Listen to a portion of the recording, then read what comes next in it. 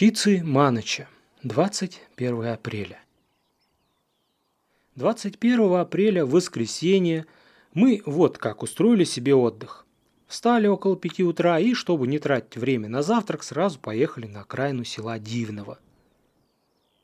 На севере Ставрополья мы наблюдаем птицы и погоду 4-й день подряд. Наш скромный опыт показал, что только рано утром можно застать штиль или относительно слабый ветер. Так что для записи голосов птиц нужно просыпаться вместе с жаворонками. Всем привет, друзья! Меня зовут Василий Вишневский.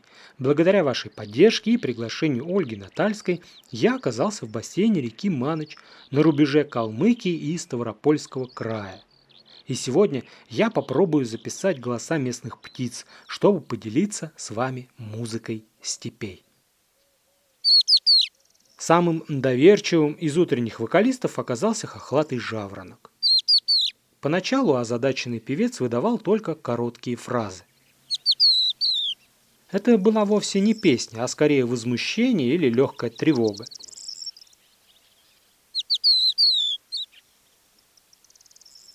Но иногда получались и более замысловатые серии звуков.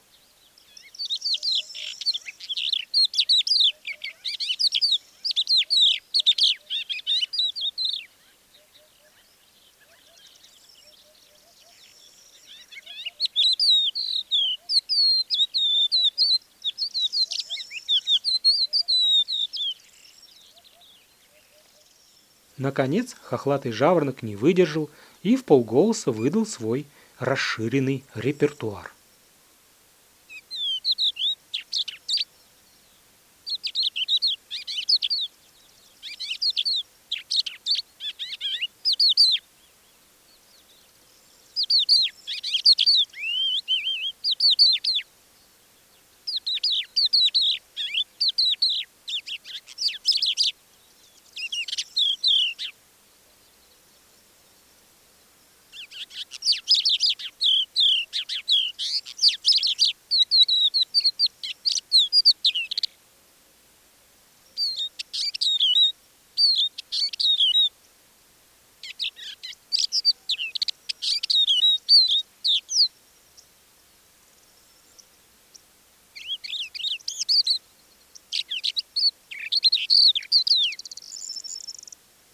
В голосе хохлатого плагиатора слышались мотивы разных птиц. Например, тут он неплохо скопировал песню «Коноплянки».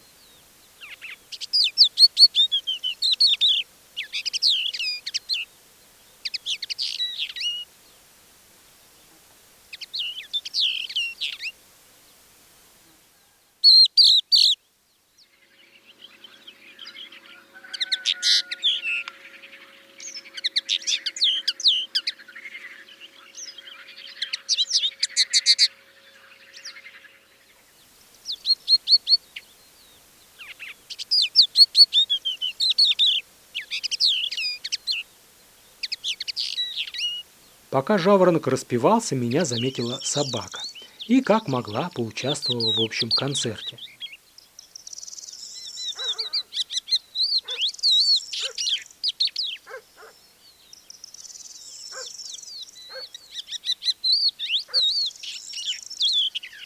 Собака была далеко, и на этом фрагменте можно понять, насколько скорость звука отстает от скорости света.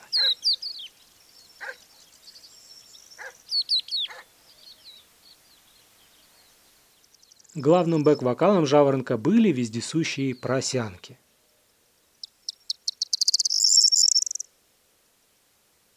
Песня просянок не отличается виртуозностью.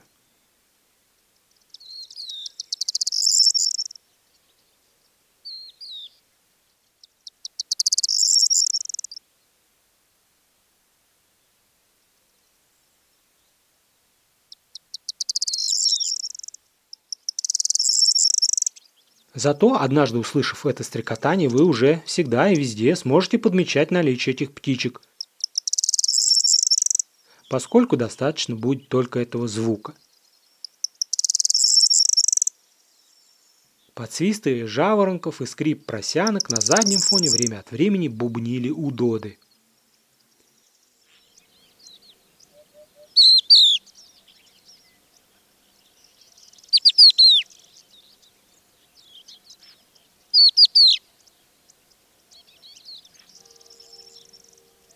Моя тарелка парабола почти не усиливала голос удодов, так что записанный звук получился почти такой же, как я слышал вживую.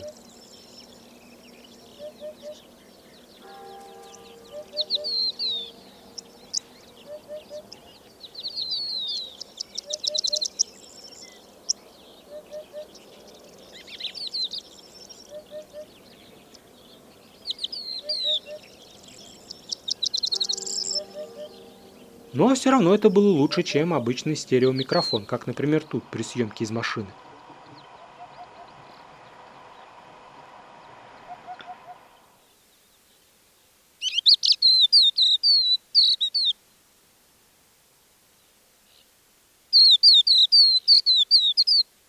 Получив удовлетворительный результат с записью голоса хохлатого жаворонка, я перешел к задачке со звездочкой.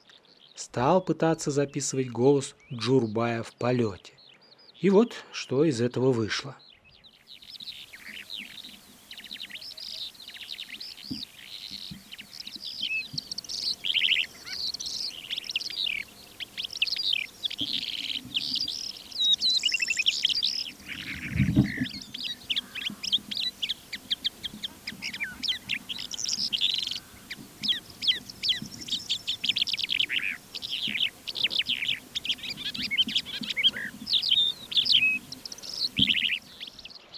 Да, так же как с полевым жаворонком песню степного в полете записать не так-то просто.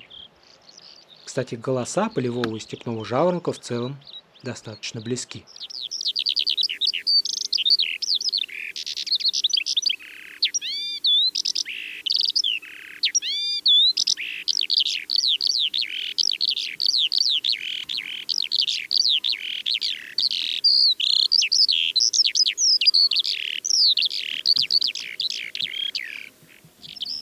Но если птица не очень далеко, то в бинокль всегда можно разглядеть черный ошейник джурбая.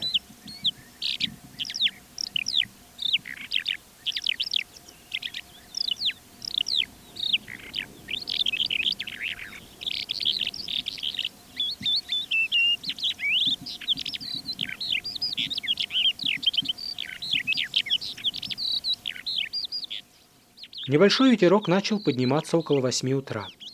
Мы позавтракали и отправились к тростникам, чтобы поискать широкохвостку. Голос этой птицы мы слышали, но увидеть и заснять так и не получилось. По пути к подманкам зоркая Ольга чудом успела заметить в высокой траве стрепета. Снять его сегодня тоже не вышло, но мы запомнили место, чтобы попытать удачу в другой раз. На берегу второго подманка мы снимали птиц из окна автомобиля. Даже удалось дождаться, когда рыжая цапля сцапала небольшую рыбешку.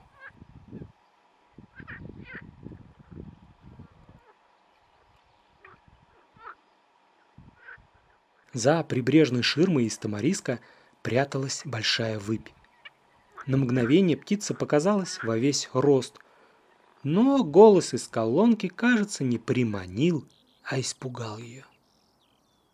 Самыми доверчивыми к машине оказались кулики.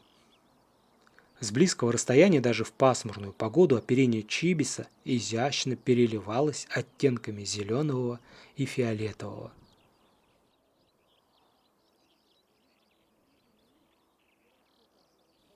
Непоседа-перевозчик кормился у кромки берега и почти не обращал внимания на наши физиономии и объективы, высунутые из открытых окон машины.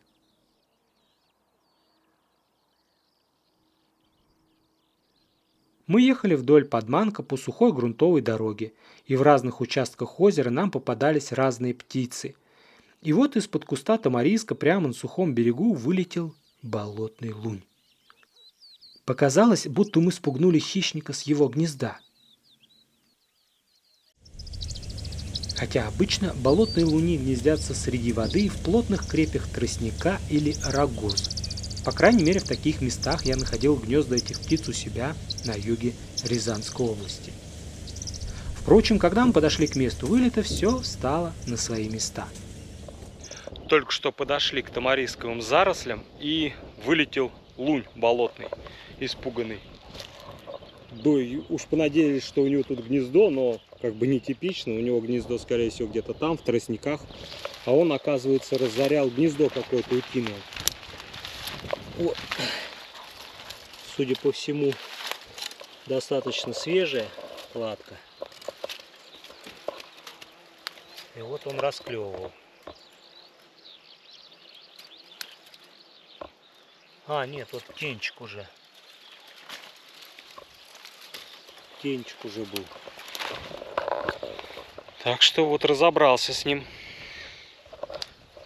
лунь. Это не первый случай, когда болотный лунь застукан с поличным в момент разорения гнезда. Похоже, я наблюдал в Рязанской области на гнезде камышницы.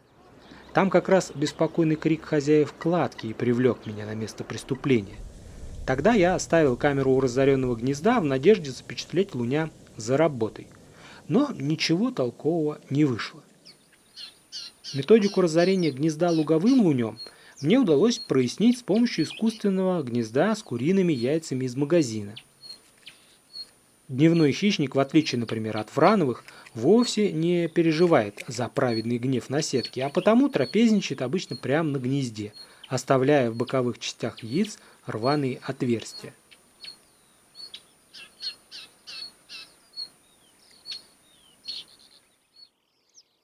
И тут, на севере Ставрополья, мне предоставилась новая возможность выяснить, как болотный лунь орудует на уже настоящем гнезде в природе. Не мудрствуя лукаво, я тут же установил под прикрытием кустов GoPro 8 в режиме видеоловушки, и мы уехали. Забегая вперед, скажу, что камера проработала у разоренного гнезда в течение 3 дней, но о том, что получилось, я расскажу и покажу уже в этом видео. Однако сценарий пишу не я, а природа, поэтому будем продолжать рассказ по порядку. Мы продвинулись дальше, вдоль озера ближе к дороге, постепенно возвращаясь к селу. Мало-помалу стал накрапывать дождик. Мы решили в очередной раз пообщаться с серощеками-поганками в надежде, что они подплывут поближе. И кое-что и правда стало получаться. Поганки держались в паре, и было непонятно, есть ли у них уже гнездо с яйцами, или они ждут, когда еще немного потеплеет. Красноносые нырки плавали все вместе, но самцов было чуть больше, так что у них, вероятно, часть самок уже были заняты гнездовыми хлопотами. У самой дороги охотилась большая белая цапля. Дождик мало-помалу набирал обороты, но мы нарочно подъехали поближе к асфальту, чтобы в случае чего сразу выехать с грунтовой дороги и не застрять.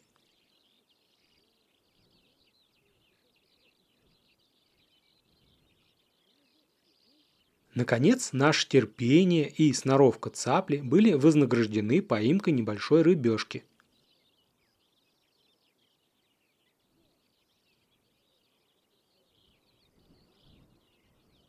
Иногда большая белая цапля элегантно шагала, доставая из воды достаточно надежный отличительный признак – темные лапы. Для сравнения, у малой белой цапли на черные ноги будто надеты желтые перчатки. Оба вида этих цапель могут быть встречены на Маночи. Так что на эти признаки полезно и удобно обращать внимание. Между прочим, последние годы большая белая цапля заметно продвинула свой ареал на север. Теперь эти птицы гнездятся в Рязанской области вместе с серыми цаплями.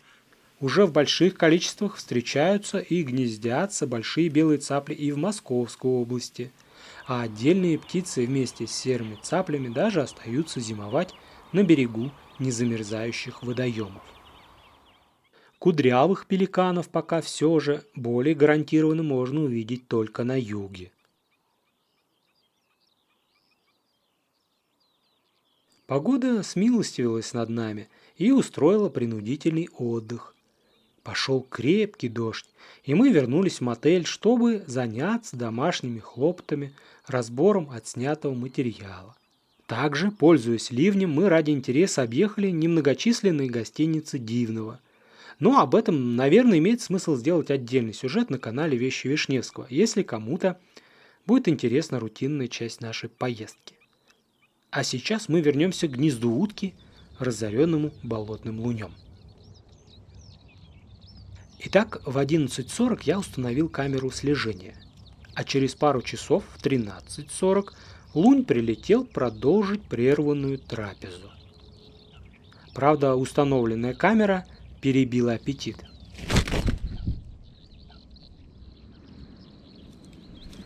Но после 6 часов вечера лунь набрался смелости и прилетел за добавкой.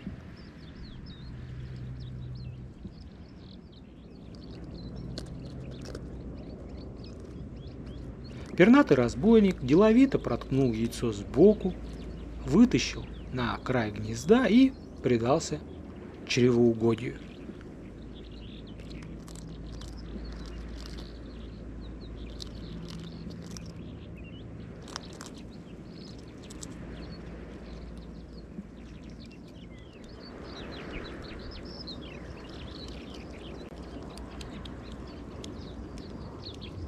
Аппетитно чавкая и похрюкивая от удовольствия, болотный лунь около 10 минут кушал содержимое яйца.